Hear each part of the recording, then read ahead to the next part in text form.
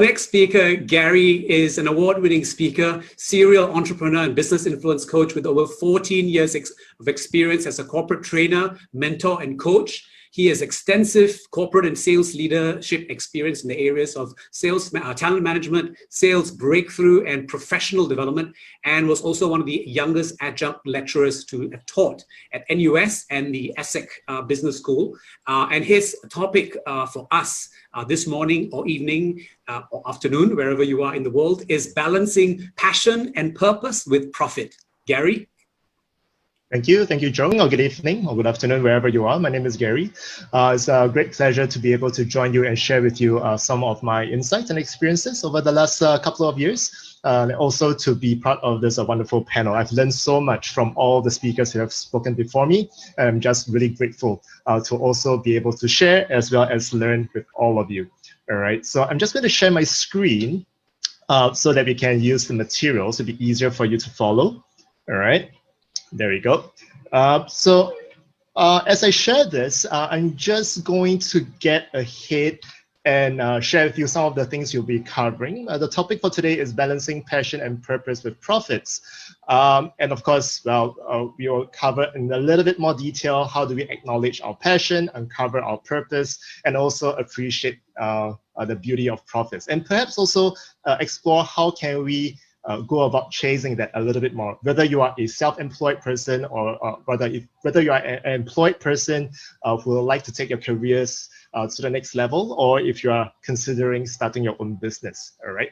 Now, more importantly, I also wanted to just give a shout out to Dominic and I'm sorry, the previous speaker. I'm sorry, I couldn't remember your name, but I love the presentations that you shared. I think it's Vihan, right? Because I think there are lots of things that resonated and there are also similarities. And I also want to expand on the concepts that you shared and also explore more about what we can do together. Now, before that, I wanted to also do something a little different, right? And that is to get you to share a little bit more about what you would like to take away from this segment. So, as you know, content can always be pre-prepared. It's pretty much information, but I very much like to contextualize the content that I have for you to make it more relevant to all of you. So what you could do is I'd like to invite you to go to this website, menti.com.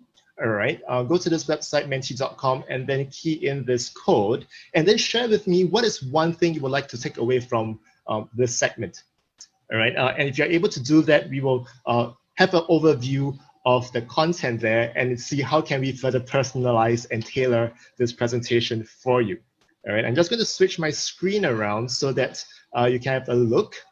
Okay, so we have 2 responses so far on what you'd like to get up from this segment. One is how is it possible to make money from the projects that you're passionate about, okay? All right, how can you better enjoy your work? Yeah, we can definitely do that, all right? And we're gonna wait for more responses to come in. So just hop over to menti.com and key in the code 314371, all right? I repeat, it's 314371. I'm just gonna write this down in the chat. 314371.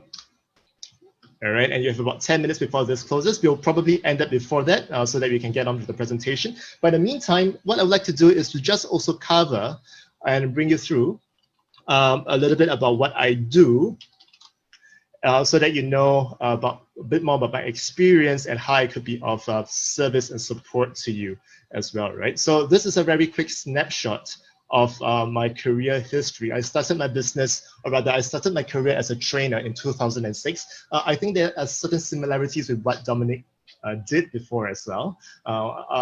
And how everything started was really interesting. I've always wanted to be a teacher. So that has been my lifelong career goal, right?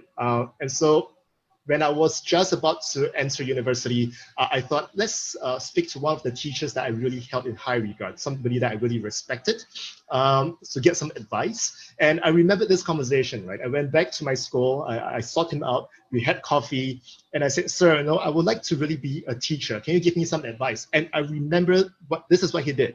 He looked at me straight dead into my eyes, and he said, Gary, from where I'm coming from, all right, my advice is don't do it. I said, excuse me, you say don't do it, or do you say go for it? Say, no, don't do it, all right? I've been teaching for the last 25 years, and unless you really are passionate about this job, I would advise you not to do it, because more than 70% of the time, at least in Singapore, right, you aren't teaching, you're handling a lot of administrative tasks, you're planning for events, you're planning for curriculum, but the actual teaching and student interaction time is less than 30%. So unless you are really sure and you're really passionate about this, my advice is not to come into this profession.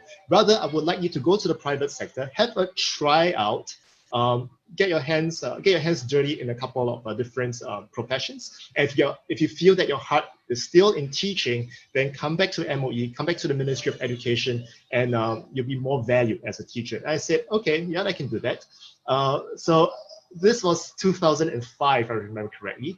But I also wanted to just give it a shot, right, to see, can I really cut it as an educator? So in 2006, I started as a trainer, something similar in terms of teaching, all right, but a little bit different. So I was more of an independent contractor. I go to schools and deliver training. But I realized that I did enjoy it, but that was also because there was not a lot of administration that I had to do. 2008, somebody invited me to say, hey, you know what, you seem to be doing well.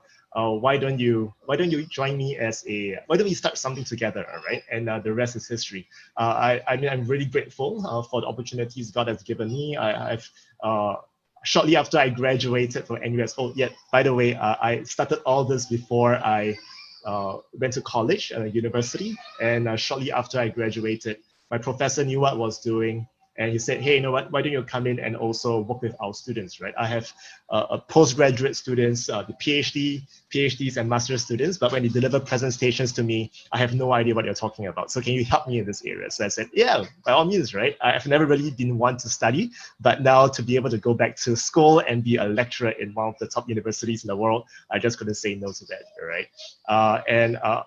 I was also headhunted during this period of time. I went to corporate. They were looking for a trainer in sales. I decided to go for a new challenge. I passed the business off to my business partners to run. In 2015, I got bored and I came back into the journey of entrepreneurship again. So that's a snapshot of what I've been through and what I've done over the course of my career. And I've had fun doing all this. So this is a very quick snapshot of some of the companies I've worked with and also some of the people I've worked with. Yeah. Right, so these were the students I taught. This lady is now a professional speaker. These are two of my students as well. She's now in HR, doing really well in the pharmaceutical industry. And this gentleman is accountant by training, but he was really active as a volunteer, and he was just taking a photo with the Prime Minister of Singapore. No big deal, just the Prime Minister of Singapore.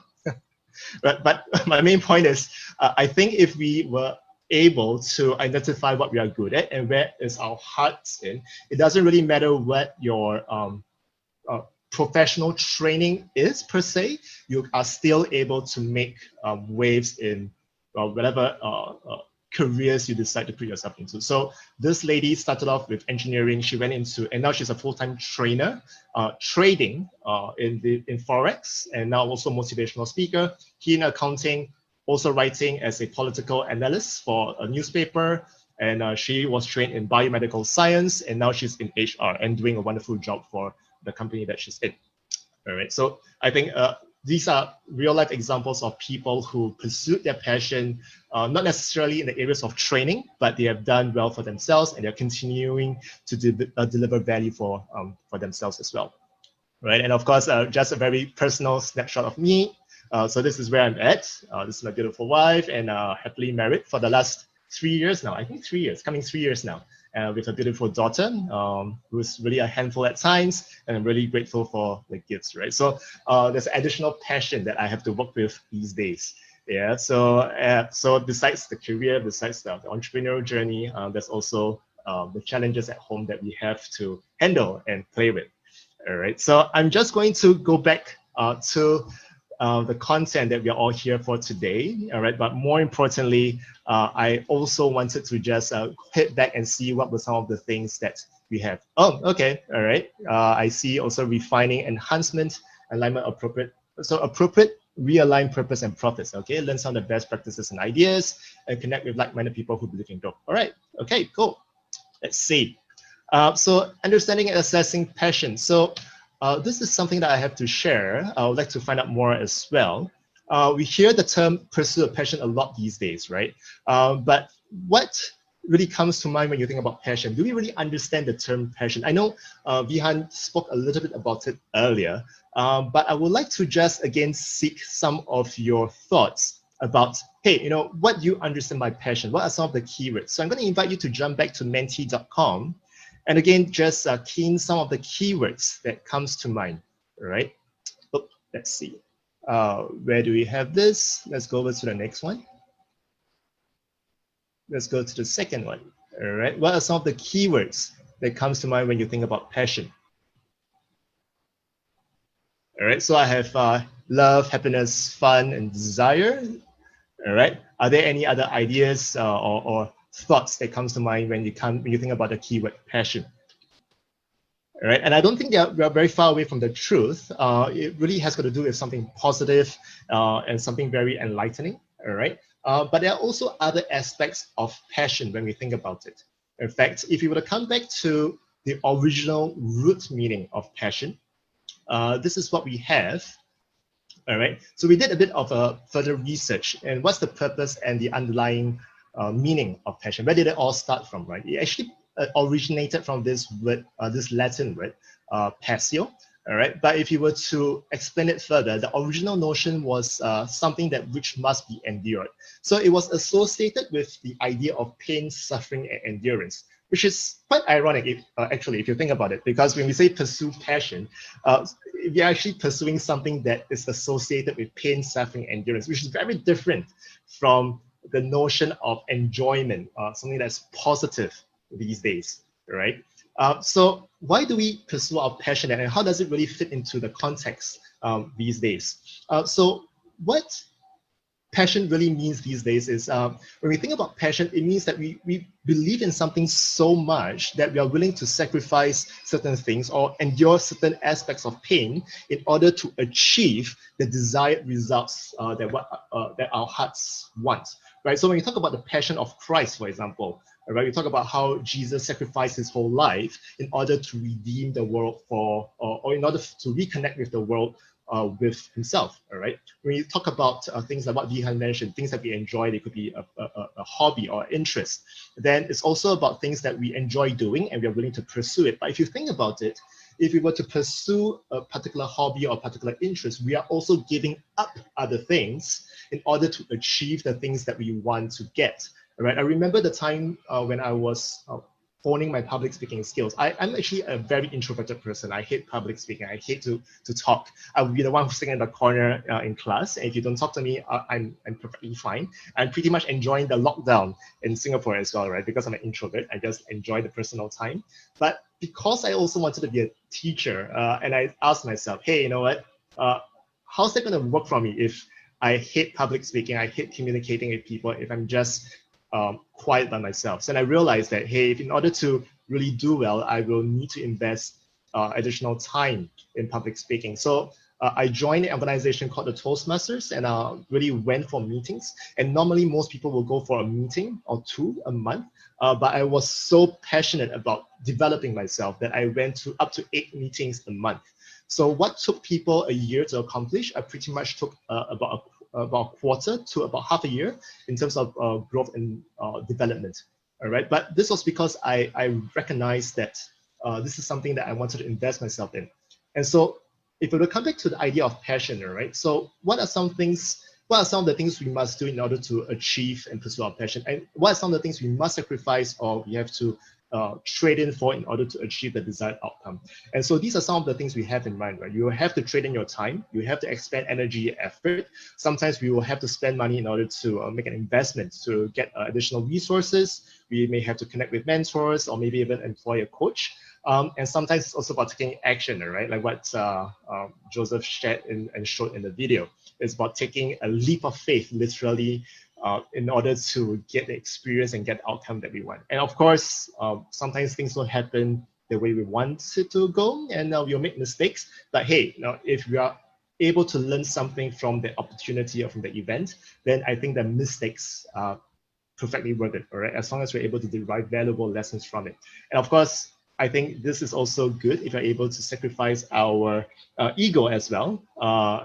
Not to put our ego on top, all right, but also to be humble enough to recognize that there are things that we will need to learn more about and not just take ourselves too seriously. So these are things that we may have to sacrifice in the journey of our pursuit of our passion, all right? So I hope this gives you a bit of idea about what it means to pursue a passion, and passion actually means is actually associated with pain, all right? So it makes you think about whether whether something is still worth your pursuit. And then we talk about uncovering and assessing your purpose. And I'm glad Bihan spoke about it earlier.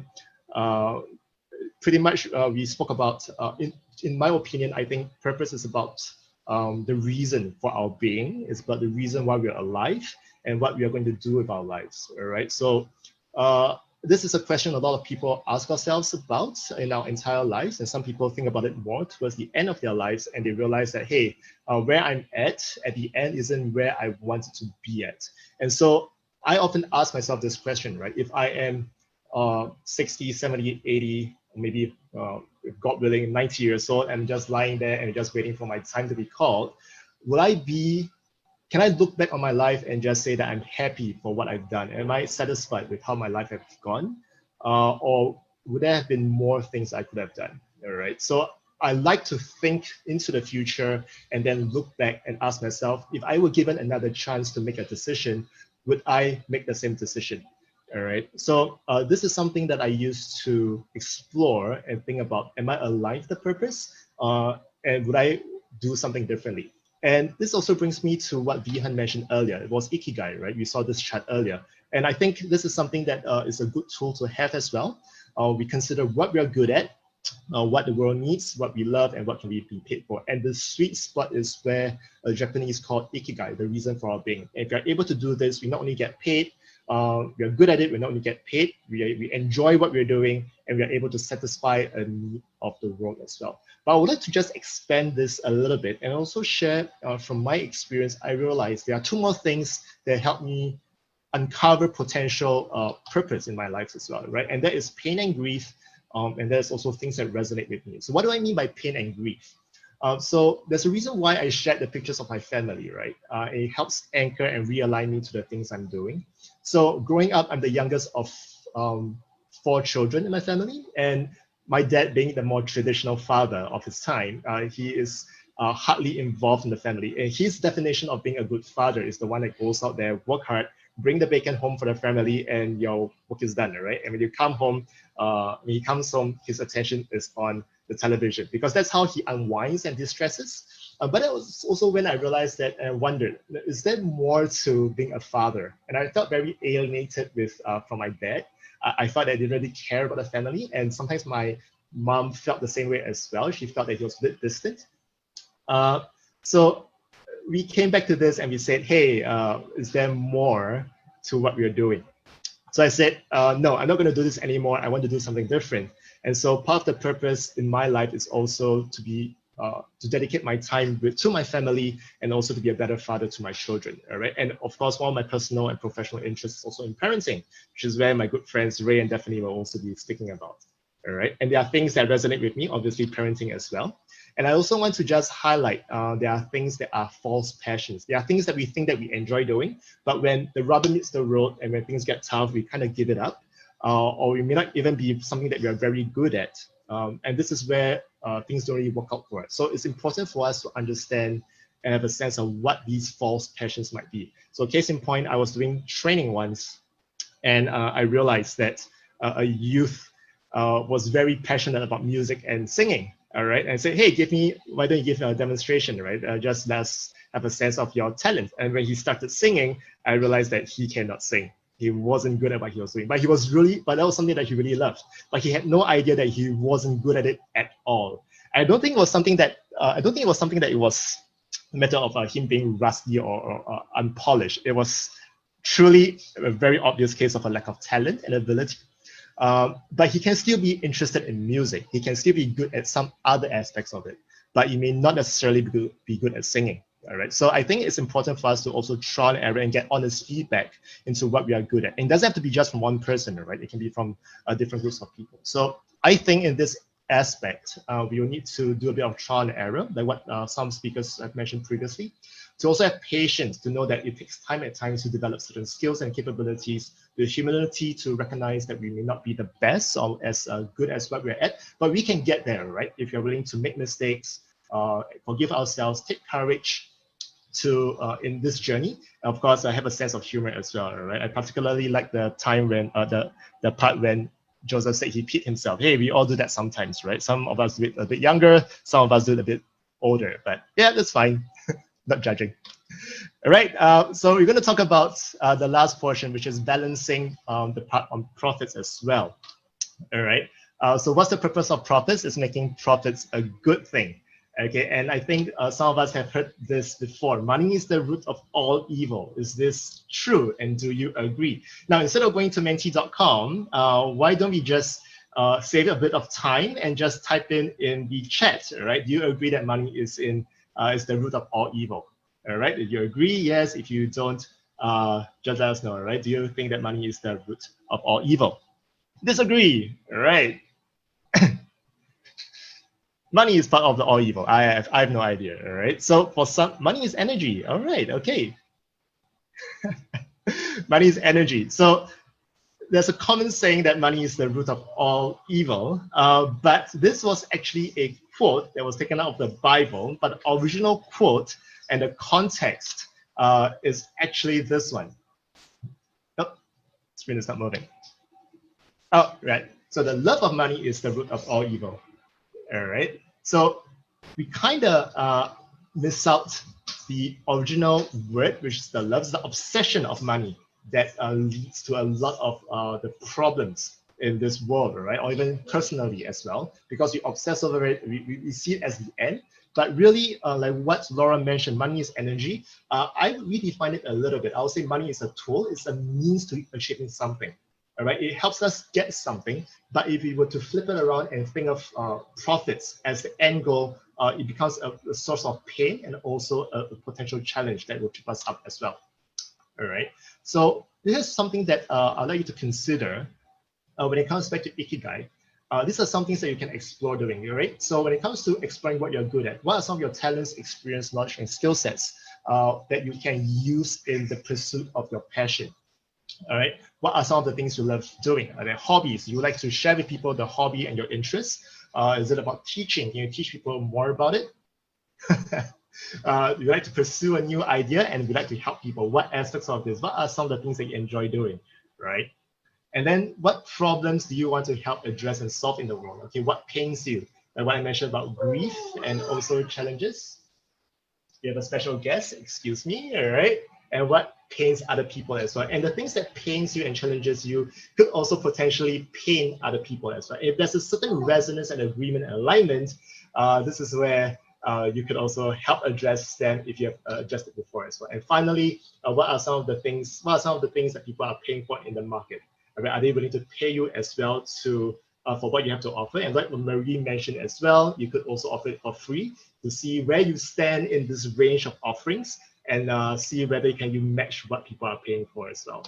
All right. I think most importantly is to consider what kind of comfort and relief you can bring to the world and start thinking about whether can you really make this a career. Okay, so it requires a bit of trial and error, definitely, but it's something that can definitely be done.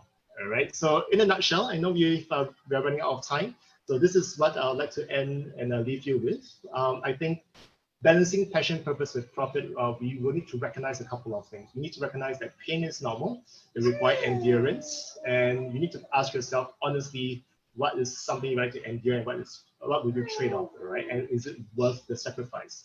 It requires trial and error as well, courage, forgiveness, and also a bit of guidance and clarity, right? So you can clear and bounce some ideas off either off a trusted friend or maybe get a coach or a mentor that could also help you in this journey that you're pursuing. All right. It also requires your priorities and capabilities. I think Joseph mentioned earlier, right, or asked a question. There are times when we have to consider, is this something that we are very clear about, or is there or do we come back and realign and recheck our reasons, our purpose every now and then? And I think that has happened to me at times. There are times when the going got tough. I ask myself if this is something that I want to continue doing, or would I quit and do something else? And when I try to project and look into the future, I ask myself, will I be doing, if I were given a choice to do this again, will I do it again? And if I were to keep doing and go on the new route, will I be happy and will I be satisfied? And I know if I'm able to project further, that is not where I'm going to be. And I realize that the path I'm on, even though it's tough, it's challenging, is definitely something that gives me a lot of fulfillment. And similar to parenting as well, right? I have a choice these days to ask myself, do I want to go further in this entrepreneurial journey, or do I want to focus on the family? And of course, it's not either or all the time. Sometimes it requires that balance. When I ask myself again, I come back to the anchor. I ask myself, do I want to be a different person as what my dad did? Or different, if I want to do things differently than what my dad did? And the answer is yes. And then I realized that, yeah, maybe there are some aspects of my career and my business that I'll put on hold or slow down a little bit so that I can spend more time with the things and the people that I care most about. All right. So I hope this gives you a bit of ideas on how my process is like and how my journey is like. If you would like, and if you're a person who are thinking about starting your own business, or if you're an employee thinking about how can you progress further in your career or get more meaning, let me know. We have a bit of time, not today, of course, to do a free coaching call with you. So all you need to do is just scan the QR code, find me on Facebook if you want, drop me a message and let me know what you're looking for and why is it important. And hopefully we can use this time to also, address these questions that you have. All right. So that's all from me, Joe. I see a question from Laura. What's the best advice and top tips for getting that balance? I think I like to imagine. I like to do a bit of projection. If I were to keep doing this over and over again, will I be happy? All right. And if I were to do something that's the alternative, right? An alternative. If I were to pursue the alternative, will I be happier? And sometimes we don't know, and that is when we have to do a bit of trial and error in order to get a sense of what things are like. So I think making mistakes are perfectly fine as long as the mistakes are not fatal. All right. If you want to jump off a plane, by all means, that's a mistake. But remember to prepare for contingencies as well. Wear a parachute, right? So I think trial and error is really important. Projections is also really important. So I hope that helps a little bit. So awesome. Yes, Joe. that's all from me. I've heard of Zoom bombing, but that was totally different, mate. and are we going to get a small introduction to the little bundle of joy? Yeah, so she's 10 months old now. She's coming 11. So with working from home these days, she kind of joins me for some of my calls and some of my meetings as well. And awesome. I think instead of seeing it as a inconvenience or a nuisance, I enjoy this closer proximity. All right, it allows me to do two things at the same time, even though the lines are blurred. Yeah. So yeah, she's a handful, but she's also a real joy to be around. Absolutely, absolutely. And you know, I love that she showed up. Really, you know, we're all real people with real lives, with real families, real relationships, and we're balancing all of these things together as work and family and life and children, all kind of, for lack of a better word, collide and merge. How do we make sense of